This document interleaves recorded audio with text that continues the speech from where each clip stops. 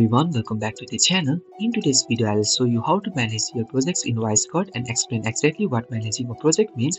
First, open the WiseCut application on the desktop and make sure that you are logged in with your account.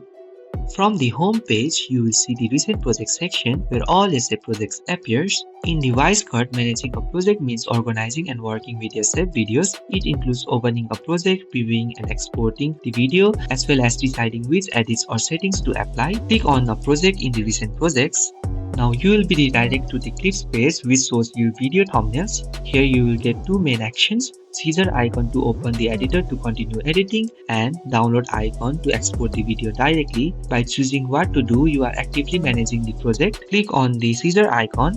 Inside the editor, you can make changes like adjusting the subtitles, changing or adding the background music, as well as enabling automatic enhancements. When you are done with the adjustment, you can just close the editor and the WiseCut will save all the changes automatically, so the project is ready for the next time. At any time, you can return to the recent project and click on the project that you have edited prior and continue editing or download. This is how you can manage your project over time. So you must also keep in mind that always use recent projects to quickly find and manage your videos.